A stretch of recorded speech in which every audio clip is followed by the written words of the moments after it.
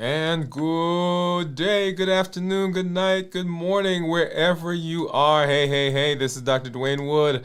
Another 72-hour fast in the books. Another week of making sure that we are righting our metabolism, reversing our diabetes, improving our metabolic health, getting rid of medications, and living a healthy life. Hey, we are in 72 hours. That's right. If you're new to me, I'm Dr. Dwain Woode. That's Wood with an E. The E stands for endocrinology. Here I educate, I empower, and I encourage you to take charge of your health and your life, avoid complications, go to the next level. We're creating the life we've always wanted, and we are living, that's right, we're living a limitless life. Welcome, wherever you're joining us from. If you're new, go ahead and put new in the comments because we'd love to welcome you with a hand clap and some music. And let you know that I am happy. We are happy that you are here. If you do have questions as we move throughout the episode tonight, go ahead, or this afternoon, go ahead and drop that in the comments and make sure you put a Q in front of that. We've got some good things that we're going to be taking a look at here in just a minute. I've got my monitors off to the side that we'll look at to see what's been going on with my blood sugars. Right below me is my Dexcom Clarity Report, which we'll take a look at as we move through the episodes. And you are here. We are doing our complete review of fasting, how to prepare for the fast, how to get through the fast, and of course, how to end the fast. And you get to see what I'm going to eat right here. I've got it off to the side, what I'm going to eat here for the first time in 72 hours. That's right, 72 hours. We've got some exciting things that are happening. So quick shout out to everybody, wherever you're coming from, whether that's LinkedIn or Twitch or TikTok or Instagram, Facebook, and of course here on YouTube. We welcome you wherever you are from around the world and around the country. I know we've got folks who watch us from New Zealand. We've got South Korea. We've got some folks from London. Of course, here in the United States, across the board, California, Texas, we got Nebraska, we've got Chicago, we've got some folks from Ohio, we've got, of course, here in my state of Alabama, everyone from North Alabama to South Alabama. We got some folks from Tennessee, Georgia, and even going out to Florida and Pennsylvania. And then a quick shout out, a special recognition to our folks who are joining us from Atlanta, in Atlanta, Georgia. We welcome you to the show. We are so excited that you have joined us, that you are part of our Limitless Living community. Thank you for watching, and thank you for engaging and being a part of this pathway to improve your health. And then our folks from Nashville, from Riverside Chapel in Nashville, Tennessee, and then Louisville, Kentucky, those folks who are from the Magazine Street Temple there in Louisville. We welcome you. And then a special shout out to our accelerator members who are in our community. We are just enjoying the benefits and all of the positive things that you are getting, all of the health benefits that you're getting in your life. This is welcome to everybody. I just want to right now just make a point that we are, y'all, as of this morning, our channel has just achieved a very historic and very important achievement, that we now have over 5,000 subscribers that are part of this family. And so my appreciation to everyone out there who has subscribed, those of you who are watching, those of you who have commented, those of you who have come through, those of you who are having benefits in all aspects of your life. We are just excited for that, and it's been fun. This whole road that we've been on. We celebrated our anniversary last month, actually, our 5-year anniversary, and now we are over 5,000 subscribers on the channel. And so that just, for me, is just an affirmation that the stuff that we're doing, the content that we have, the benefits that people are seeing, that everything is resonating, and we are getting, and people are getting benefits.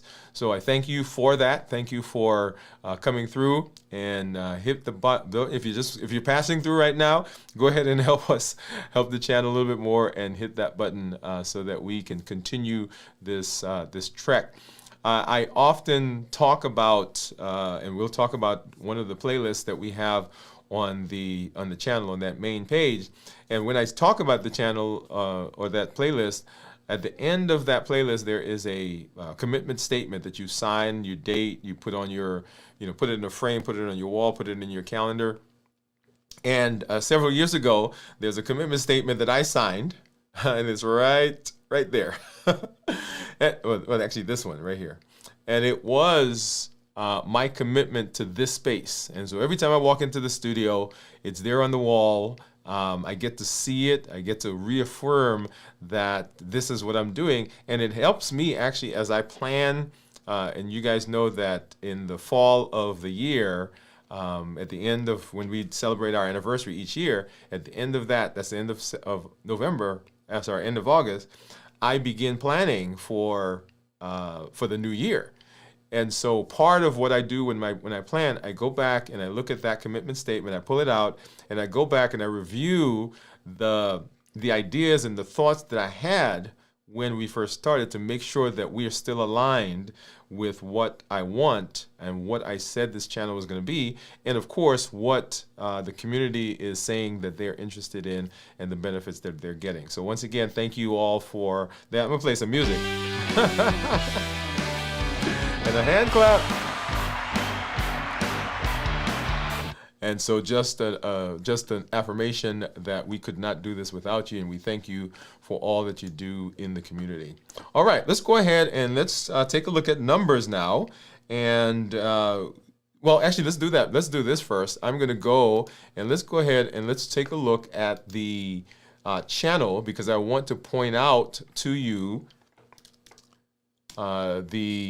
and you've heard me you've heard me say this before. If you're new, you've not heard it, but this is just a redesign of what's going on the channel, and we've taken most of the things off of the channel now on that main page. And there are just two playlists that you will see when you go to the channel, and they are Start Here. In fact, actually, is that the one? No. That's my other screen. So let's go ahead and change this back to the screen I want you to have, which is this one. There we go. Okay. So right here is the playlist. And in fact, I was talking to someone this morning at a conference, and they said, hey, tell me about your channel. And I sent this playlist. I said, hey, when you go to the channel, that's it right there. So this allows you to walk through the pillars, or walk through the information that we teach, what's the basis of our pathway and the journey that we're on. That Start Here playlist would allow you to do that. And if you go into the description, then you will see a PDF, a link for a PDF, and that PDF will help you to download. It's right down here, free PDF you download that walks you through the videos that are in that playlist. Okay, so Start Here. If you want to jump in, know, hey, what's going on, or hey, what is the teaching? What is the pathway? How do I get started with what you're doing? That's it right there. Go to playlist. If you're directing people to the channel, that's where I want you to send them, the Start Here playlist. And then if you want to know what's going on this week, what are the conversations we are having this week, all the videos for this week, that is this next playlist, and it says this week's videos. And so this is all the videos that we've done for this week, starting with this video, what's happening this week, where I come on and talk about what we're going to be walking through during the week. And then, of course, our flagship show. After the show, I do a video there for our community members. And then we do our pop-ups where you get to see what I eat for the last time before I start the fast, and then we get into the rest of the week. So all those conversations that are happen in the this week's videos. Now, if you come next week to find out what's going on this week, it won't be there because you'll be in next week. Okay, so that will be this week. All the videos, by the way, are still on the channel, so we've not taken them down. But once you get through this, it'll make reference to other videos, and then you can, of course, go into the channel to find out where the others are. All right, very good, very good. And then I want to also point you over to Dwain Woode, MD. Dwain Woode, MD. It's similarly formatted, so it's very simple now. Up at the top is this montage that is a a guy standing on the top, and I envision myself standing. I gotta get on the mountain and do this myself. Standing on top of the mountain and just realizing the expanse of the ability that he has to change the course of his life. Often we have this idea that we're limited in what we can do, but standing on top of that mountain and just looking out and seeing all of the possibilities now. And you'll see it says there, reclaim your rhythm, redefine your life. Welcome to Limitless Living, transforming health, mindset, and identity, one intentional step at a time. And if you scroll down, there'll be a welcome video there for me, welcoming you to the channel. And then here, the same things that we talked about on the channel, we have the, you can start watching, that goes to the playlist that we just described.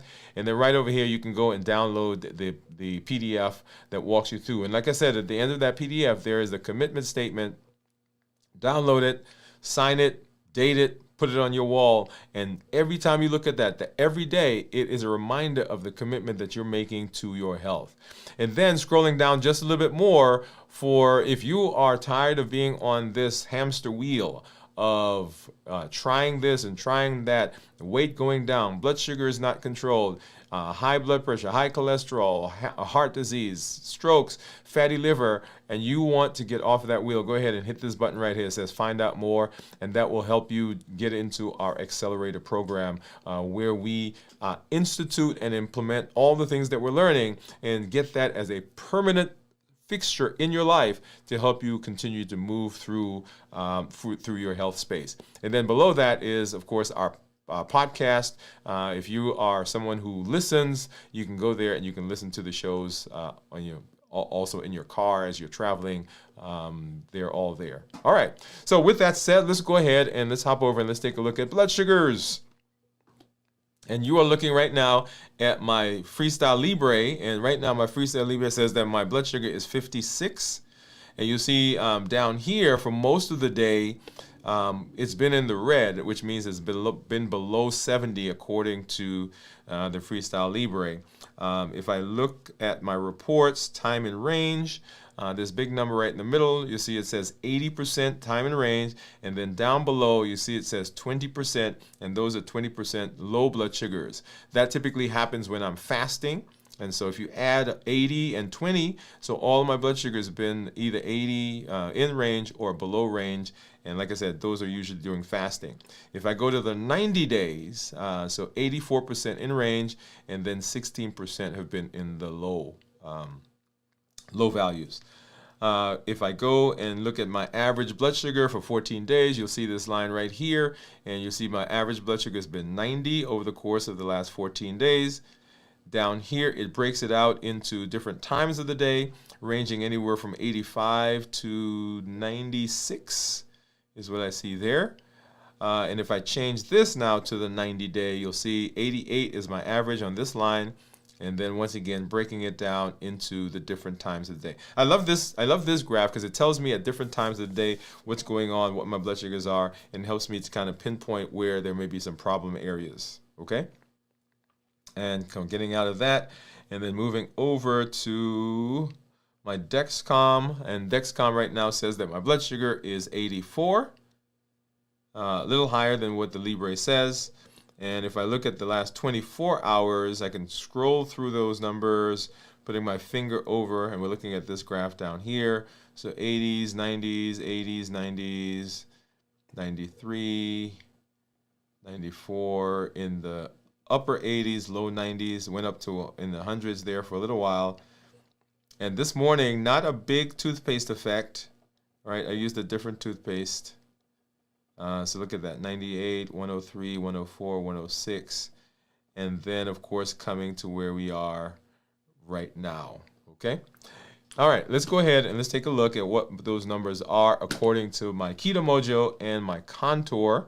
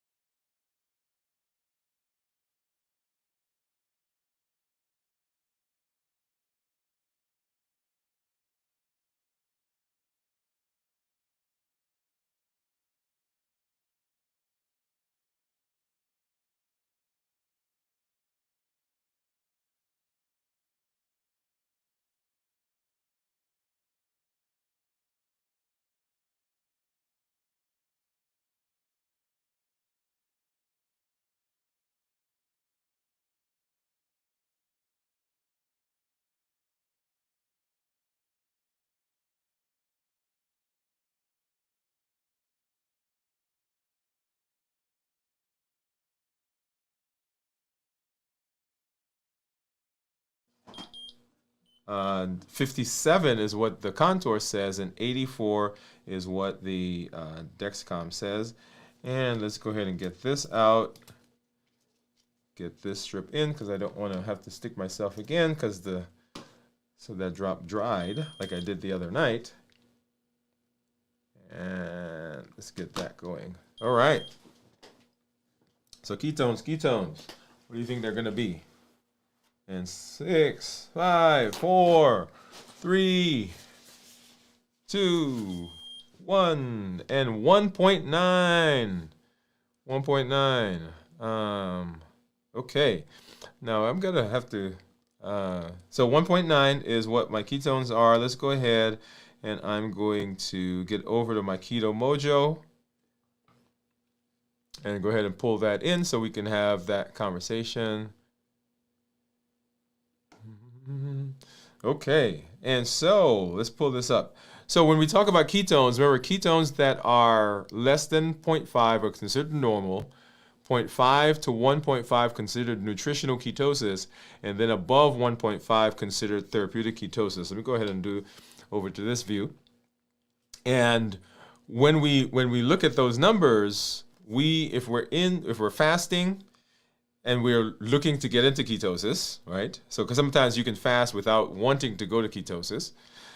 If you are on a ketogenic diet, and of course, if you're doing a fasting mimicking diet, which once again, if you're wanting to get into ketosis, then we want ketones that are 0.5 or higher, because that means that we are having beta oxidation or fat breakdown as our body is using the fat from our cells, and it's using that in generating ketones so our bodies can function.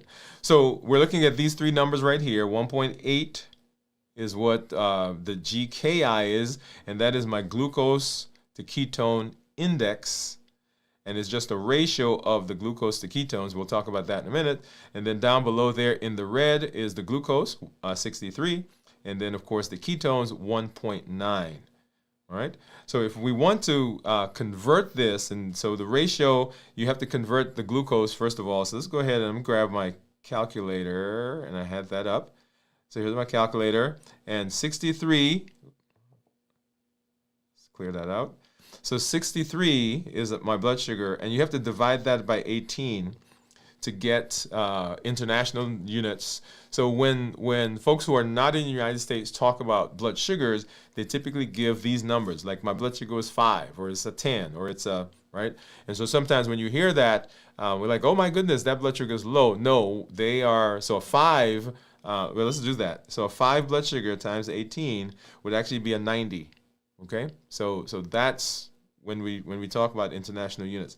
So first we divide that by 18. That brings us to 3.5, and then we divide that by 1.8, which is what my ketones were, and we get that 1.9, which is this number right here. Okay, 1.9. Actually, I divided by the wrong number. This one. So 63 divided by 18 divided by 1.9, and that gives us 1.8, which is getting right here. So 1.8 is our number, okay? And so that's the ratio of the glucose to ketones. So we want the ketones to be high. We want the glucose to be low normal, and we want the GKI to be low. All right, so let's go ahead and let's take a look at our graph.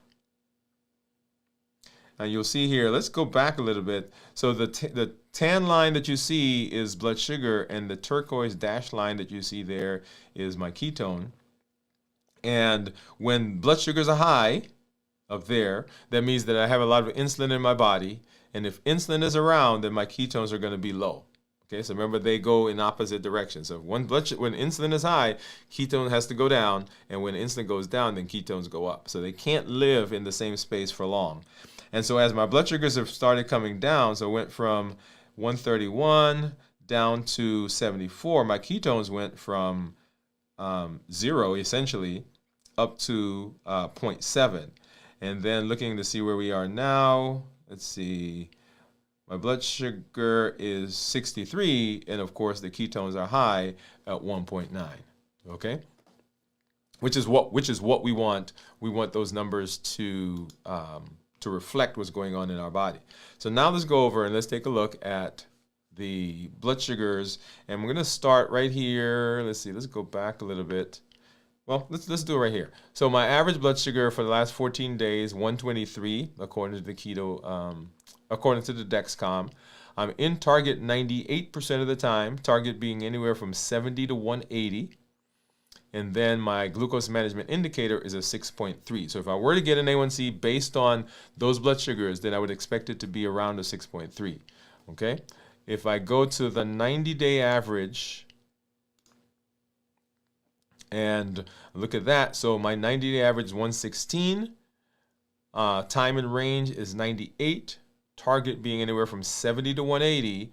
And my glucose management indicator is 6.1. Looking at the daily graphs, and I'm going to go back and start where we started fasting, right in here. So this is where we started fasting. We started fasting right around 1 o'clock, a little after 1 actually. So let's start at 2. So 120 was what my blood sugar is. If you've not done so, go back and watch the show where we did, you saw what I ate, and then you'll be able to track what the blood sugars are doing.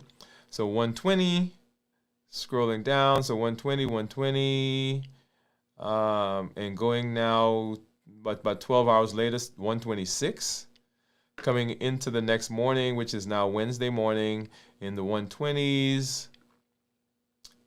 Right there's toothpaste effect, so we went up to about 140, and here I believe it was 145 was the highest, and then we started coming back down into the low 100s, dipped below 90 there a little bit, hundreds, so straddling that 100 line. So this is now, this is 33 hours coming into the next day. And we're in the low 100s. There's our toothpaste effect up to about 130. And then back down into the, once again, straddling that 100 mark. And then dipping below 100, staying in the 80s for the rest of that evening. And then coming into this morning now, we're in the 90s. And as I told you, I changed my toothpaste this morning. So we're in the 80s, 90s, and we did go up, but not as much as we normally do. So look at that. We went to the 80s, 90s, up to like 103, 105 is the highest that I see there, and then continued coming back down, right into the 80s. So that's what's been going on blood sugar-wise over the last several days. Let's go ahead and let's say hello to our community members. I see you guys out there. Let's say hello. And I see Kenty. Yes, Kenty says congratulations on our subscriptions. So 5,000. We're over 5,000 now on the channel. So thank you, all of you who are who've been out there, who've been helping, who've been watching, and who have subscribed. Thank you guys for coming through and hanging with us. Kenty says, great to be with you. Thanks for coming through and hanging out from all around. And Kenty, what time is it, by the way? Bowie says, hi, everyone. Kenty, hello, Bowie. Bowie says, happy Friday, I'm assuming. Happy Friday or Saturday for you, Kenty. That's right. 6 a.m. Okay, so if I had gone down lower, I see 6 a.m. over there. So thank you for coming through. We gotta take a trip. We got several trips we gotta do. It's 2 p.m. Friday here. Bowie says, LOL. Lost sound just went out. Yes, sound just went out. Yep, back on. I gotta go see which screen that is that does that. Bowie, are you in Nashville? Isn't it 1:20 in Nashville? I'm in Chattanooga, says Bowie. If I drive 7 minutes west, I would be in Central Time Zone with the doc. That's right. Isn't that crazy? Can't you say I see? Thank you. Guessing ketones 1.5. Pretty good. That was pretty close. So we were 1.9. Cornelia, what's up? She said, I'm listening while at work. Bowie says, hi, Cornelia. And Kenty's waving. Awesome. All right. Well, good. Yeah. So so it's interesting the the time zones that we have. Is very interesting. So let's go ahead. We're gonna get into our fasting discussion. So let's go ahead and let's do that now. And let me pop something up here.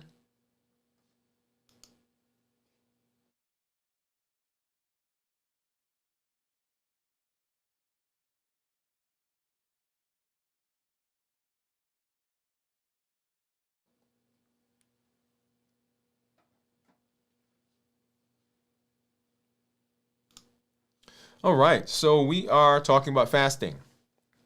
And whenever I have this discussion, and I've had it actually several times over the last several weeks, because we've done several health fairs, and people have stopped me while I was there. In the office, of course, we have that conversation all the time. And as I am writing my metabolism, in fact, as I'm going around to my personal physicians, and having visits with them, because I'm diabetic, so I go through the same thing, right? I don't take care of myself as a physician in terms of I don't manage my own diabetes. I go to someone else as another physician who manages my diabetes. And as I'm talking with them also, just like I'm talking to the folks outside at the health fairs, I get the questions about fasting. And the questions usually revolve around the benefits of fasting, whether fasting can do the things that we are saying that it does, and whether the fasting is responsible for what they're seeing in me. Okay? And so let's unpack that a little bit as we get into the discussion about fasting. So fasting has been around for a long time. So fasting is not new to our modern era. Fasting has been there. Fasting has been done for religious reasons, for societal reasons, for cultural reasons. Fasting has been done for mindset reasons. Lots of different things have been involved in fasting. And so as we are walking into fasting has been, there are people out there who have been fasting for whatever their reason is for a long time. In fact, growing up as a child, in our church, we fasted. And if you attend any church or synagogue or mosque or anything, you know that fasting is an integral part of what people do. When we think about going into the new year, a lot of people do a fast. Basically it's a cleansing. Or if people are doing, they want to reset their body, right? So people are now starting doing fasting. And so fasting has been around. And the new idea about fasting is not really new, other than we are beginning to understanding a lot more about our bodies, about how the body works, how the body functions. And in thinking about how the body works, fasting is really a integral part of what goes on in the body, and it is a good thing and a good way to begin resetting the body. So when we go to sleep, right, we go to sleep and we're sleeping an appropriate amount. Now, if you go to sleep and you sleep for 5 hours or 3 hours or 4 hours, right, that's not what I'm talking about. So our normal circadian rhythm is more than 7 hours. It's 8 or 9 hours. And so for 8 or 9 hours of our day, we are not eating because we're resting, we're recuperating, we're regenerating.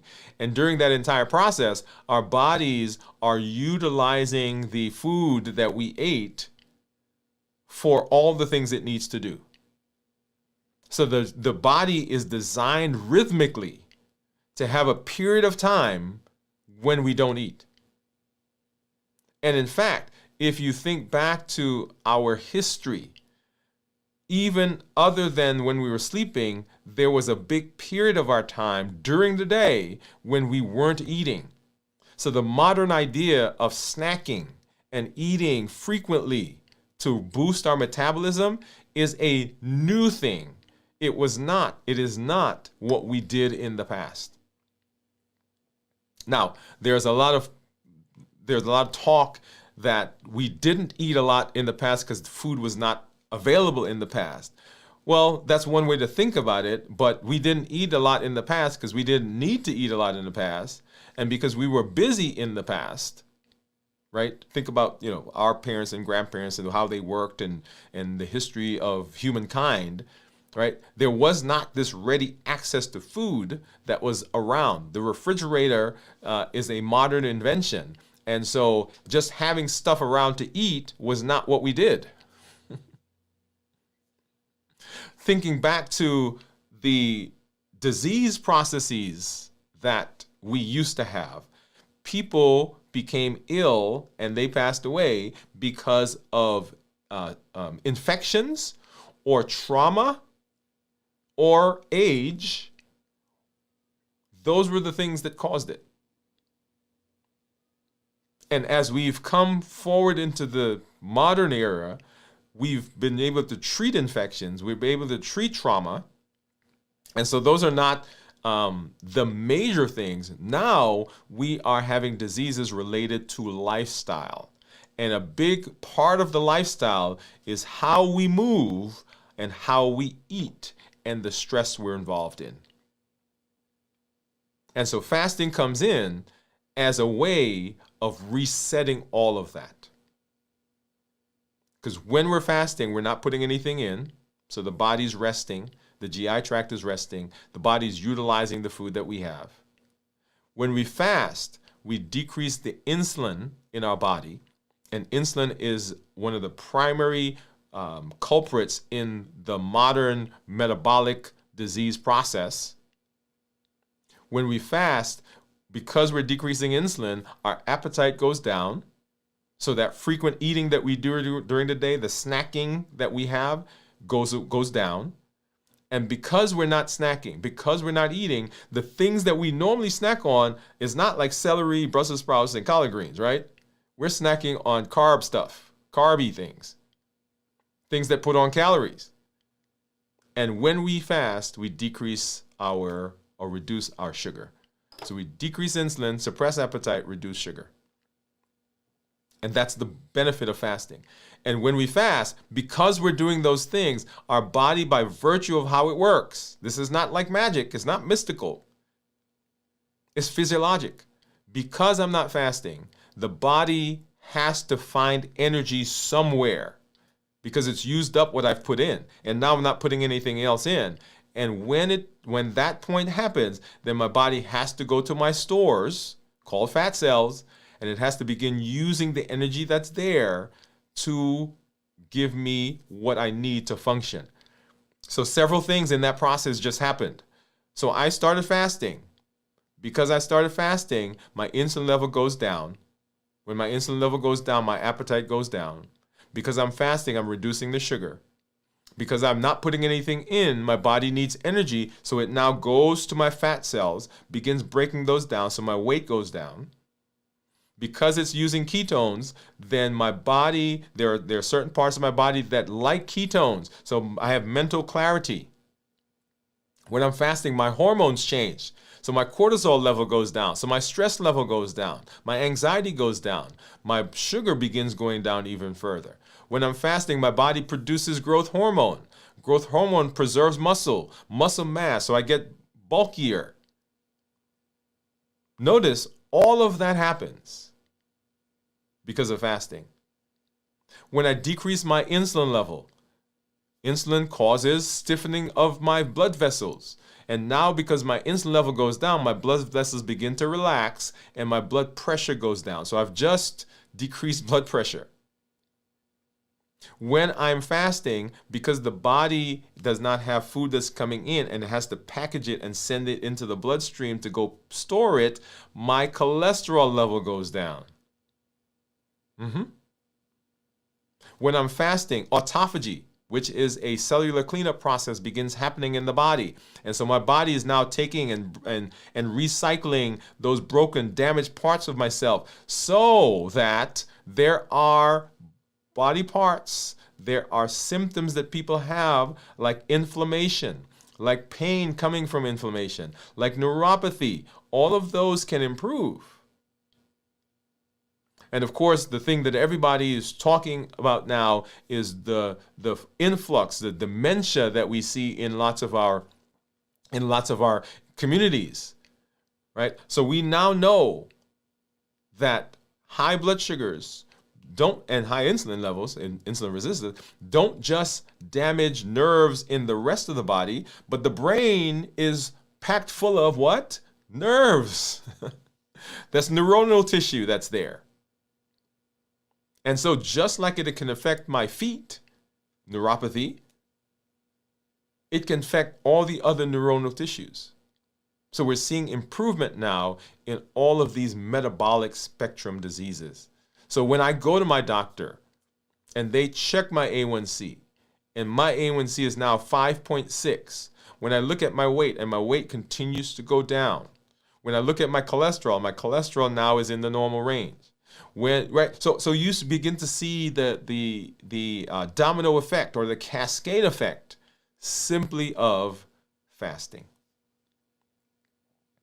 And so, as part of our Limitless Living Health Action Plan, fasting is one of those pillars. It's one of the tools that we use for improving our metabolism. And so if we're going to use the tool, we want to know how to use the tool correctly. We want to know what the benefits of the tool are and how to take care of the tool. And so in our fasting review, that's what we're doing.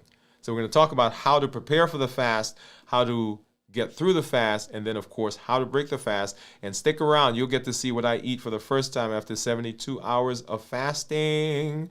So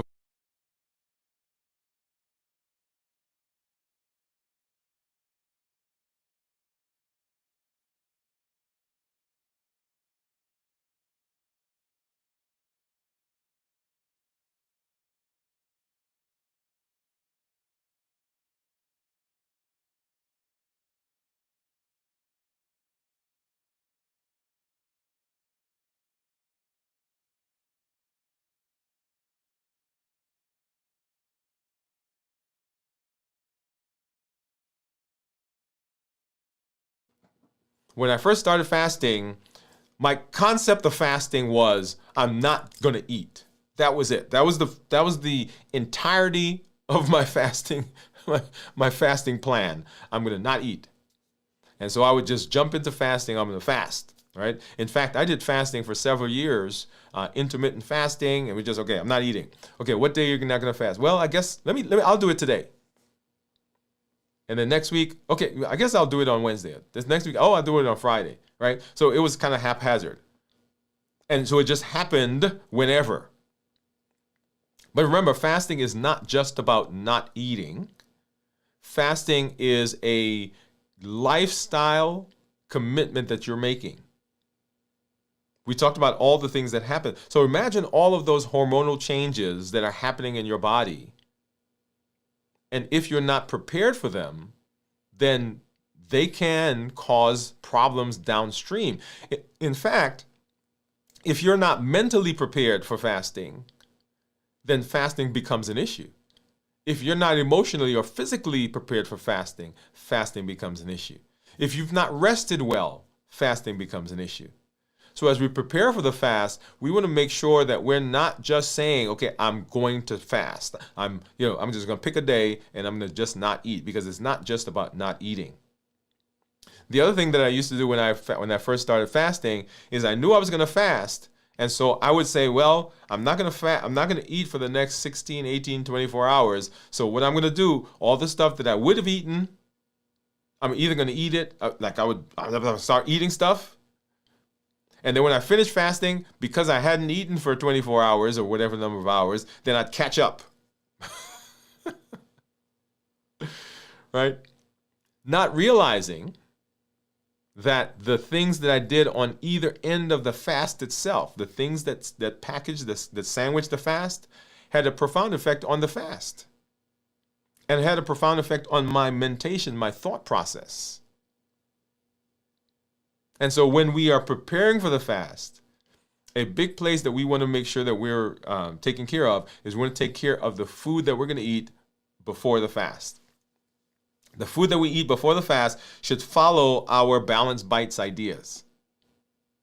Balanced bites. So whole foods, minimize the processing, no added sugar, lean protein and healthy fats, starchy and non-starchy vegetables, tasty and flavorful, and portion controlled.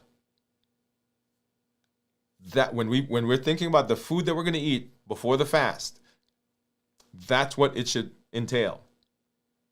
We'll talk about that again, right? So preparing for the fast, we're going to make sure that the food that we're putting in is going to help us through the fast. Because if we come in with high sugars because we ate a lot of carbs, then our body is going to crave sugar. Insulin is going to be up, and all the benefits that we want in fasting is not going to happen.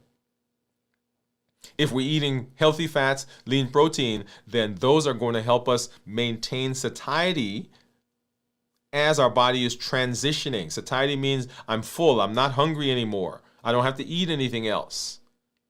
So as my body's going to be transitioning from burning carbs to burning fat, that's going to help to maintain my satiety. So I won't feel hungry. I won't be pushed to break it because I think I'm hungry. When I eat non-carbs, non-starchy, I said non-carbs, so non-starchy vegetables, because we're leaning more towards those, then my blood sugar doesn't rise as much. My insulin doesn't have to go up as much, and so it's easier for me to get into ketosis. So the food that I eat, that last meal, very important. Getting good rest is important.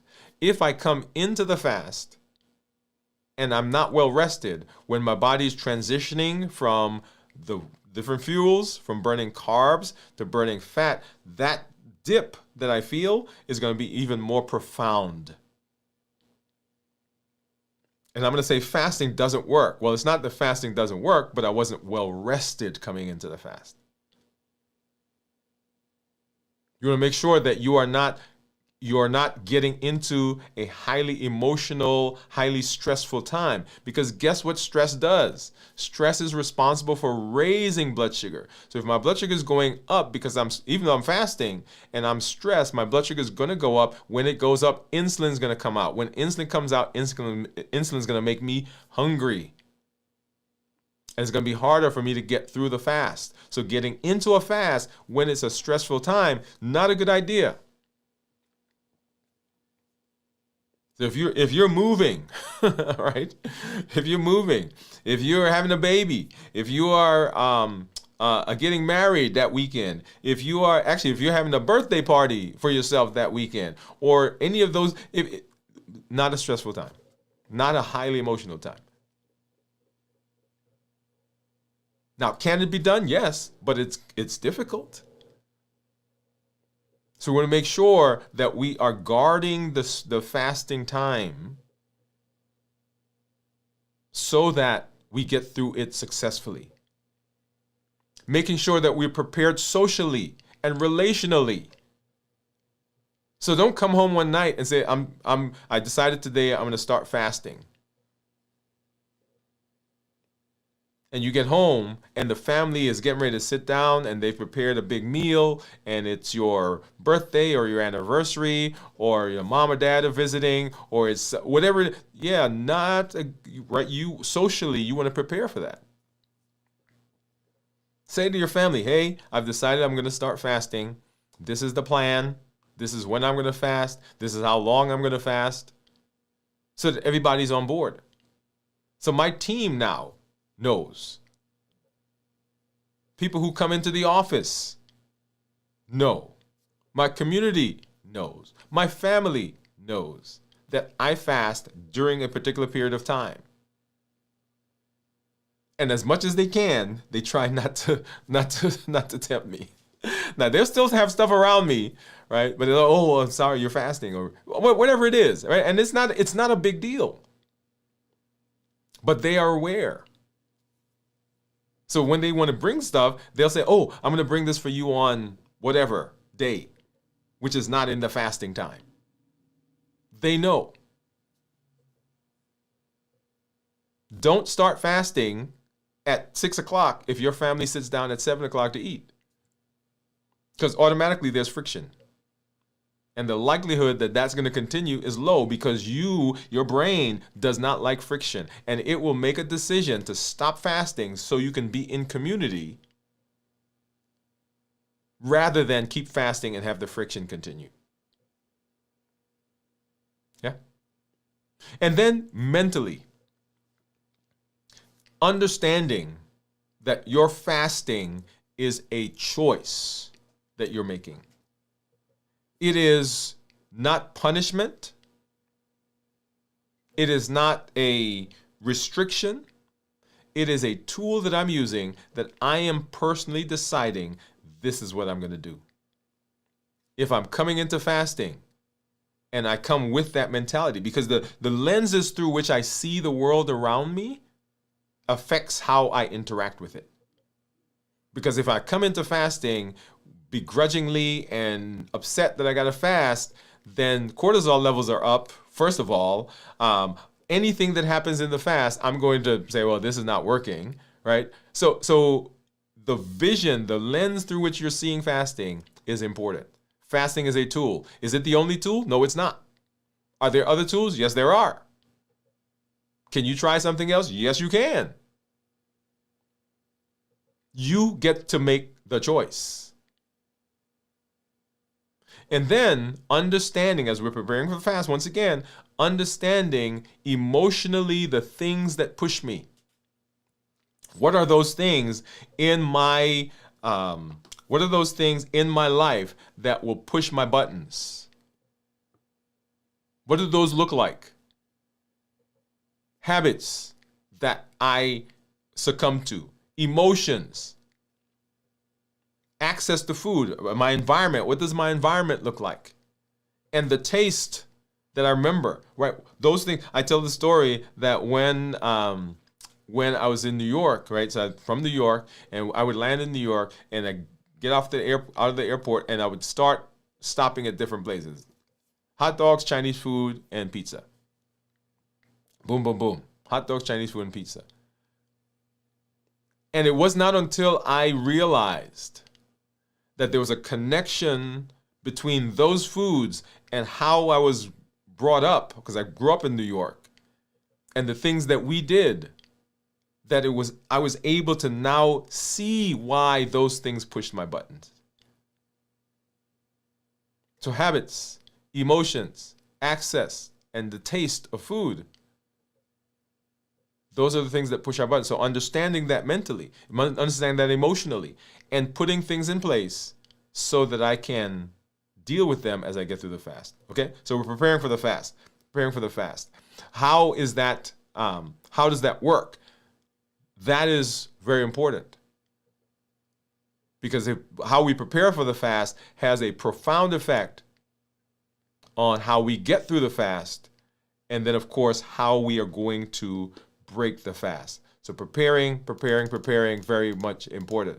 So let's go ahead. I want to give you some takeaways from this part of the discussion, and they are these. 1, preparation is key. Do not negate it. Do not circumvent it. Do not skip it. Preparation is key. You want to prepare mentally. Now, I talked about physically, emotionally, mentally, socially, but the mental part is paramount. How you see the fast, how you interpret the things that push your buttons is very important, because if you are not careful,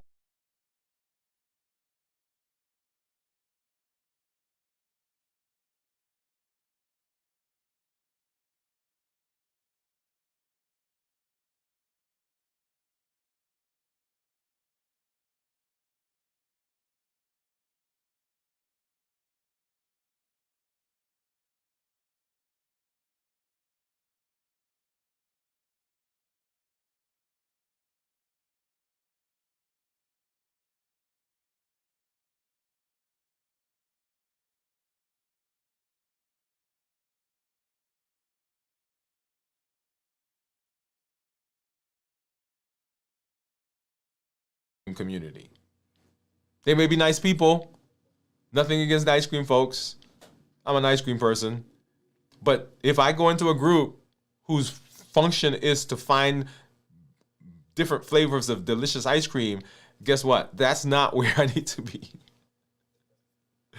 So get into a community that's moving in the direction that you want to go. Okay?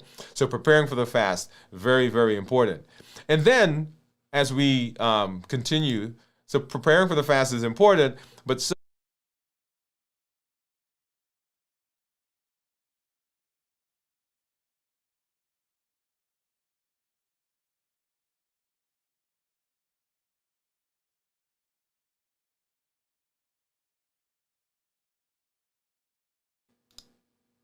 there we go.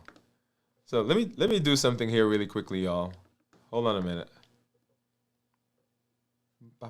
Okay, there we go. Right. So getting into the fast, very, very, very important. So how does this work in our bodies? So our body is an amazing machine. It's an amazing machine. We are in the process of getting the machine right and doing the things that are required. So we're going to talk about fasting in a couple of different phases, but we're going to start with understanding a little bit about what goes on when we fast. So when we're fasting, when we stop eating, the first 4 to 6 hours is actually called the postprandial period. It is not called fasting. It's the postprandial period. This is the period where your body is taking the food. Your body's taking the food, and it is continuing to process it. It's continuing to shuffle it and put it in the places where it needs to go.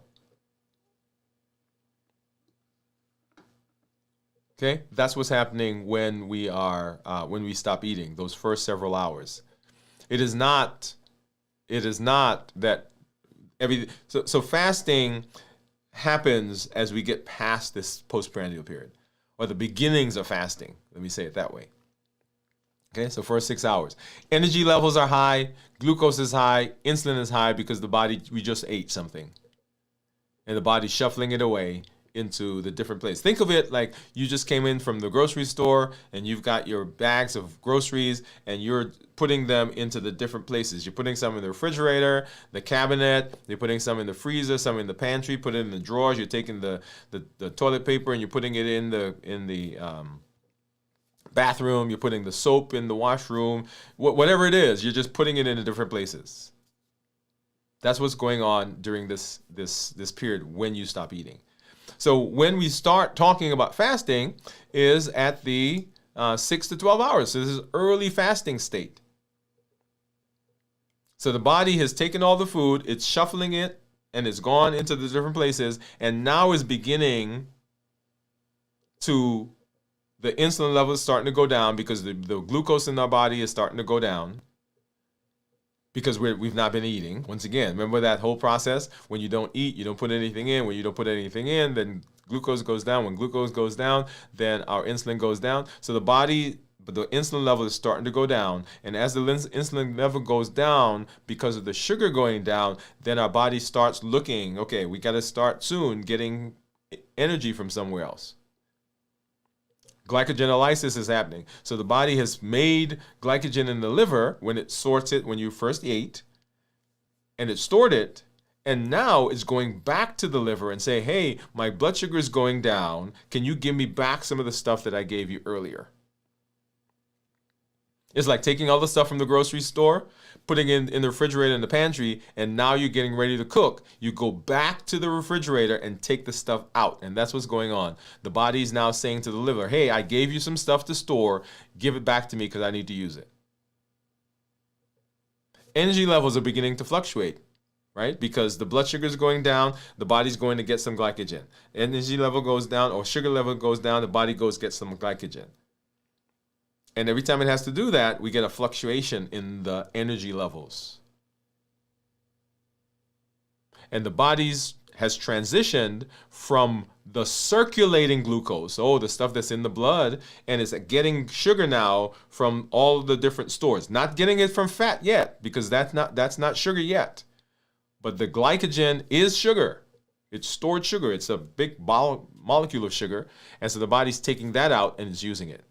But the blood sugar, the sugar that's in your blood, that is now going down. And so the body is now using other sources to make sugar in your body. All right? That's the early fasting stage.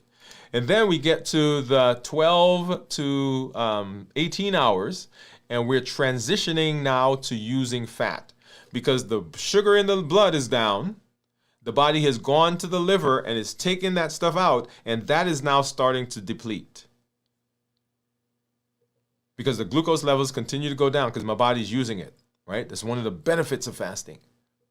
The liver starts gluconeogenesis. So now the liver is saying, hey, the glycogen that's in my body, that also is going down. So now let me go find sugar from somewhere else. Let me go find energy from somewhere else. And it starts looking at non-carb sources to get energy. The ketone levels are low at this point. And because there's a fluctuation between the circulating blood sugar and the glycogen, and now the body's starting to look for other sources, people may see a dip in their energy. And if you are not well rested during this period, then you can get, all the stuff that comes, right? Lightheaded, dizzy, sweaty, right? You're irritable, hungry. We get those hunger signals. And that happens during this period as we're transitioning. Autophagy is starting during this time. Autophagy, once again, is that cellular cleanup process that the body uses to replenish, repair, recycle. Right, it's taking all those broken, damaged cells, and we'll see that this is going to ramp up here in just a little while. But that's what's happening in this period. So we're transitioning to using fat. And then the 18 to 24-hour period, our ketosis begins. Oh, yeah. Love this period. So glycogen stores are nearing depletion. The liver now says, hey, fat cells, give me some stuff. And so ketones are starting to come out because the fat cells are giving up their fat. The body's breaking the fat into free fatty acids and glycerol. The free fatty acids go to make ketones. The glycerol goes to make sugar. That's why when you're fasting, or even when you have not eaten, people will say, well, why is my blood sugar still high? Well, the body still has the ability to make sugar. So first it's going to get rid of the sugar that's in your bloodstream. That's going to start going down. And then it's going to pull sugar out of your liver. That's glycogen. And when that's done, then it goes to fat. So let's go back to our initial thought. If I eat food that is highly processed, highly sugary, and my blood sugar is high, the body has to use up all of that sugar first before it even gets to the liver, and then use up the glycogen before it even gets to the fat cells. So most of the time, it never gets past the part of using up the sugar in the blood to get to the liver. So people say, well, why am I not losing weight? Well, you're not losing weight because by the time your sugar in the blood is used up and the body's getting to the glycogen in the liver, you start eating again. It's kind of like going to the grocery store, and you go to one of those big stores and you get the 1,000-pound bag of rice for like $2. And you come home and you cook some and you put the rest in the pantry. Well, you don't go back to the store, well, unless they have a big sale. You don't go back to the store to buy more until the stuff in the pantry is done. But that's what we do in the body. Before the stuff that's stored is used up, we put more stuff in. And during this process, as ketosis is happening, the body's ramping up the burning of ketones. But we can delay that, we can blunt it, we can circumvent it sometimes. Because if say you ate, I don't know, pick something crazy. You ate chocolate cake and drank a milkshake, and your blood sugars are 200, and you say, I'm going to fast. Well, you fast for 12 hours. Okay, I'm not going to eat for the next 12 hours. Well, at 12 hours, guess what? Maybe the blood sugar is lower because the body still has to process it.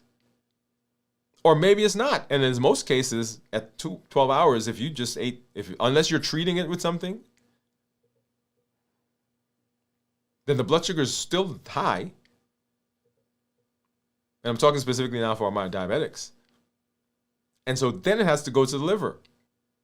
For my non-diabetics, I want you to imagine this that's going on in your body as well. So that blood sugar, the cake and the milkshake may not cause your blood sugar to go high, but it produces a lot of insulin in your body so that the body keeps the blood sugar normal. Let me say that again. If you ate a cracker, the body makes a certain amount of insulin. If you eat chocolate cake, the body makes a certain amount of insulin. The amount of insulin it makes for the cracker is much lower than the amount of insulin it makes for the chocolate cake. Both of them still have normal blood sugars, but the amount of insulin that's in your body is so much more for the chocolate cake that also that process begins to blunt the transition into ketosis. So just because your blood sugar is normal doesn't mean that the body is going into ketosis if the insulin level is high. So for my people who have prediabetes, people who have metabolic syndrome, people who have high blood pressure, high cholesterol, fatty liver, all of those people that are leading up to diabetes, just because your blood sugar is normal doesn't mean that everything in your body is normal. So when you say, hey, you're not diabetic, you're not even pre-diabetic, your A1C is good, that's great because the body is doing a great job of doing it. But that does not mean that there's not stuff going on underneath that's leading to problems. So during this ketosis, when ketosis begins, the mental clarity begins to improve. And people start making connections, right? People are excited about, hey, look at this. I feel good. I get energy, right? Because now we're starting to get a sustainable, pure, more stable source of energy as the body's using ketones. And then we move from this period, from the 24-hour period, we go from 24 to our 30-hour, and we've fully fat adapted, meaning that the blood sugar in the bloodstream is low enough that my body went to the liver and it used up the glycogen, and now my body is burning fat cells, and those fat cells are producing ketones, and now I am getting a constant source of energy, right? We got a significant increase in ketones. The production is there. Fat oxidation is happening. Autophagy is in full swing, right? All of that's going on during this process. Energy levels are stable. And the ketones that were produced also help me with my hunger. So ketones will suppress the hunger. So all of this is happening in the fasting process. So when we are talking about fasting, understanding what's going on in the body, very important. And just like we talked about in preparation, you want to make sure that you are rested, that you are hydrated, that you are dealing with emotions, because if not, those emotions will push your buttons and it will cause problems here during the fasting process. And then also, so we talked about how do we prepare for the fast, how do we get through the fast, and then now how do we break the fast? And for breaking the fast, what is important is how we are going to do this. In particular, the foods that we're going to eat. So I'm going to go ahead and pop up my plate right here so you see what it is that we are going to eat here for the first time in our 72-hour fast, at the end of our 72-hour fast.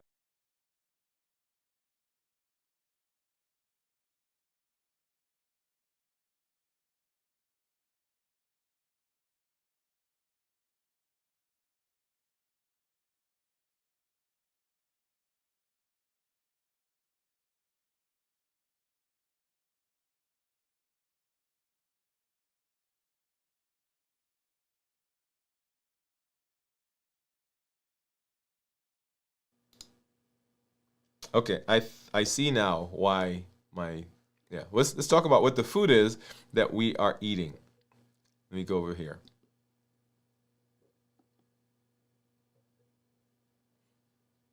All right. So get rid of that one. And so let's talk about what the food is that we are going to be thinking about as we are fasting. And the food that we're going to eat goes back to our idea of balanced bites. Now, here's the key. The things that we eat to come into the fast and the way we think about food should be the same way we think about food as we get out of the fast. They're the same. In fact, the things that we think about eating when we are not in a fast, in our eating window, are balanced bites. So balanced bites is not this is my pre-fast meal or this is my post-fast meal. Balanced bites is just your meal. It's the way you think about food. It's the way you think about food. So let's walk through balanced bites together as we look at right, so remember, whole foods, minimized processing, no added sugar, lean protein and healthy fats, starchy, non-starchy vegetables, tasty and flavorful, and then portion controlled. Okay? So let's go back and let's take a look at the plate. And so for this, let's go through. So whole foods. Whole foods. And everything here is whole foods. The cheese is not whole foods. The tofu, not whole foods, right? So everything else on the plate would be considered whole foods. And of course, the dressing that I'm going to put on it here in just a minute, not whole foods. Minimized processing. Once again, those same things, the cheese, the tofu, and the salad dressing, right, would be not processed or would be processed. Lean protein, healthy fats. So under here, we have some black beans, and you can't really see much of that. So black beans right there. I've got avocados, healthy fats. I've got protein in the tofu, which is lean. So those are the protein things that I have. Starchy, non-starchy vegetables. So not a lot of starchy vegetables, or actually no starchy vegetables. I've got lettuce. I've got cucumbers. I've got some tomatoes. I've got red onions. What else? That's it in terms of vegetables. Portion control, and this is a little bit bigger than one portion. And tasty and flavorful. Now I haven't eaten it yet, but yeah, buddy, it's gonna be tasty. Okay. So I'm looking forward to that. So that's how we eat. Not just for the fast, not just pre-fast or post-fast, but this is how we eat. This is how we think about food all the time. Okay? So let me go ahead. I'm gonna take a bite of this.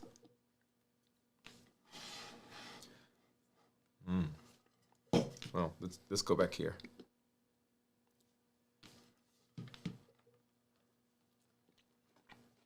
That's some of the tofu. My wife made that, by the way.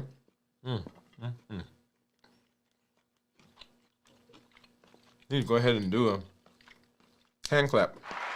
Woo!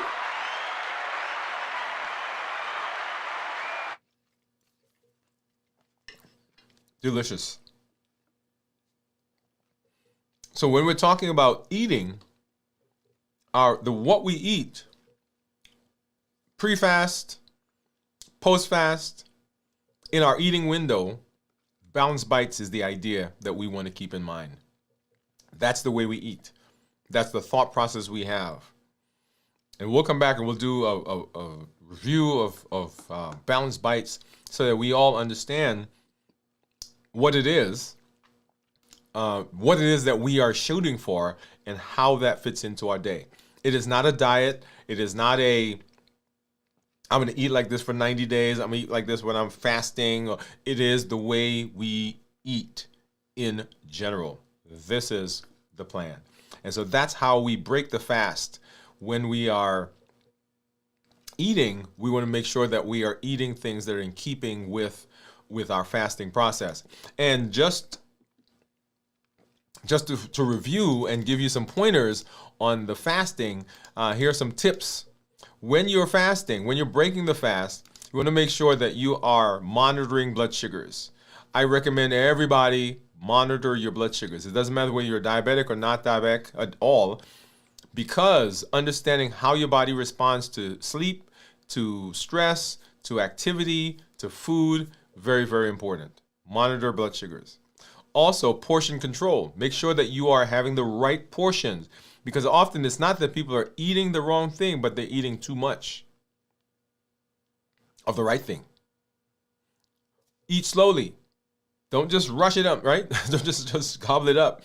When we eat, it takes about 20 minutes for the signal to get from our stomach to our brain. And by the time we shove the stuff in, if we're not careful, we end up overeating. And then, of course, avoid sugary, highly processed foods, which goes right along with our balanced bites idea. We want to make sure that we are not undoing the things that we've done in the fast itself. And that is how we prepare, how do we get through, and how do we break our fast. That is very, very important. And we want to make sure that we are doing that, make sure that we understand what's going on so that we can have the best possibility of success with fasting. If you're going to use a tool, and fasting is a tool, if we're going to use the tool, we want to make sure that we're using the tool as best as possible so we can get the best benefit. And fasting is one of the tools that is in our health action plan. It is one of those things that's there to help push us forward into improving our metabolism. So make sure that you understand it. Make sure that you are doing the best job possible of utilizing this tool for your health. Okay? Awesome. Love it.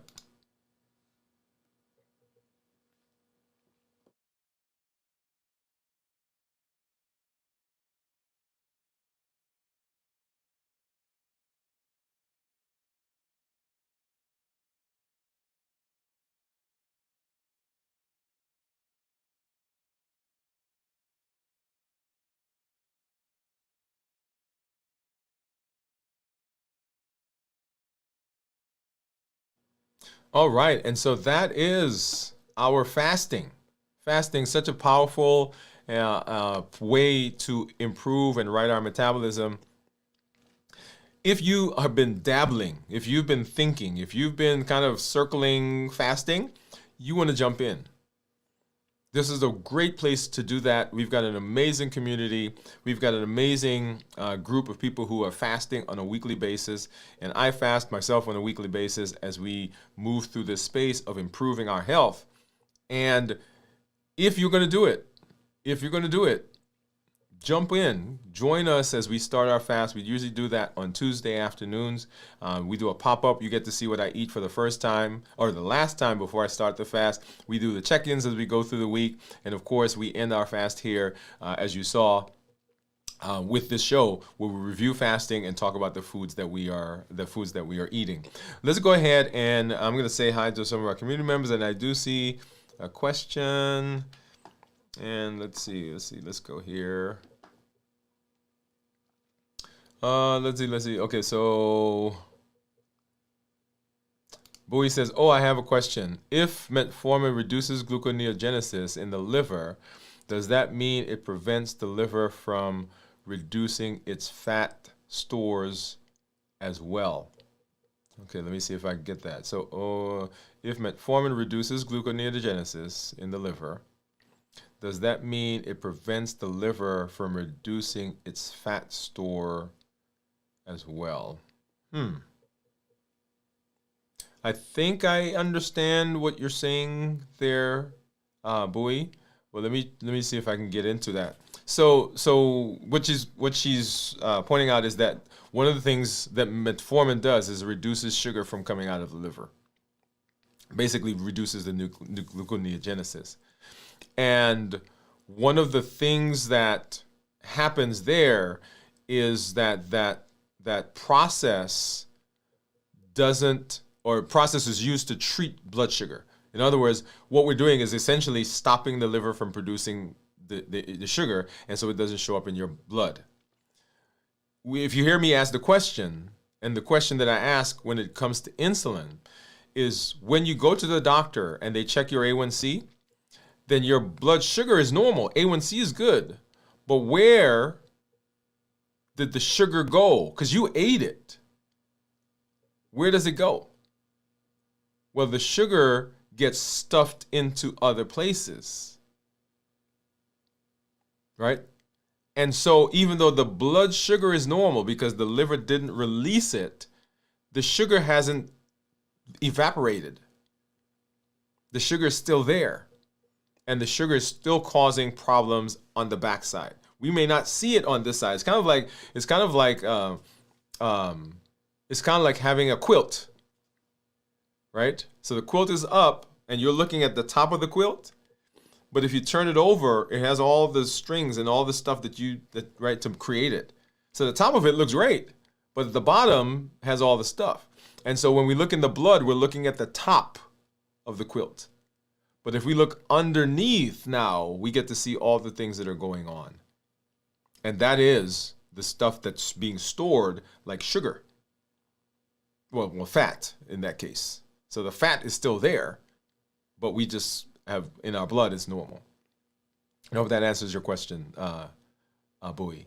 And then, so I'm glad that you guys are hearing me. I think I figured out what the issue is. Thank you, by the way, for pointing that out, Kenti.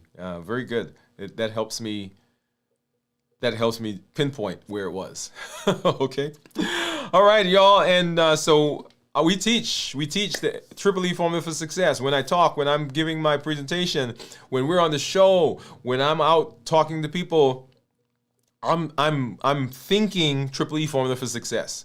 Educate, empower, and encourage. Educate with the shows, with the blogs, with the conversation, with your understanding of how your body works. Empower with the tools that we are learning. One of the tools is fasting. And encourage with the community. So I love the fact that you guys are here, that you're interacting, that you're telling us what's going on in your lives. Join our accelerator program so you can infuse that into your body and into your mind, into your life as a permanent fixture. And then come on back and hang out with us as we go. So we educate, we empower, and we encourage with the community that's here. Are you aligned is the other concept that I want you to get. So when I teach Triple E formula for success, but when I talk to people, when I'm looking at what they're doing, I'm looking in their lives, and they're telling me what's going on, I'm looking for rhythm, alignment, and structure. The rhythm, what is the purpose? What is the function? What do they want to do? What is their goal? Are the things they do, the rhythm, the alignment, are the things they do in keeping with what they say they want to do? And then do they have structure in place to make that happen? Rhythm, alignment, and structure. So we've spent time educating. You've had the tools, empowering. The community's here, encouraging. It does not take effect. It does not have power, though, unless you infuse it with your behavior. Have you figured out what your why is? Have you figured out what your goal is? Are your behaviors aligned with that? Are they taking you in that direction? And do you have a structure in place to keep it consistent and to help you do it long term? And that's what we do here on the channel. Our goal is to keep you alive as long as possible and to keep you as healthy as possible so that you can do those things that you want to do. You can wrestle with the grandkids. You can go on vacation with your family. You can come out of your house without being restricted by immobility. You can decrease your chances of heart attacks, decrease your chances of strokes. You can see your daughter, walk your daughter down the aisle. You can teach the grandkids how to fish and how to whittle, how to carve, how to paint, how to sing, how to play an instrument, whatever it is. Our goal is to keep you alive as long as possible and help you to stay as healthy as possible so you can enjoy those things. And that is what limitless living says. It is not, we are not going to be confined. We're not going to be restricted. We're not going to be stopped. We're not going to let anything from outside or anything from inside prevent us from doing what we need to do. We're showing up with our best self, our best health, and our best plans, and we are living limitless lives. Hey, this is Dr. Dwain Woode. That's Wood with an E. The E stands for endocrinology. I encourage you to take charge of your health and your life, avoid complications, go to the next level, create the life you've always wanted, and live a limitless life. We'll be back tomorrow night at 9 o'clock for this week, for a video from the vault, and on Sunday morning, This Week in Review at 6 a.m. Central. Thank you. Have a great weekend. We'll see you we'll see you on Monday for another episode of Dwain Woode MD Live as we continue our trek to improve our health. All right. Have a good weekend, everybody. Bye-bye.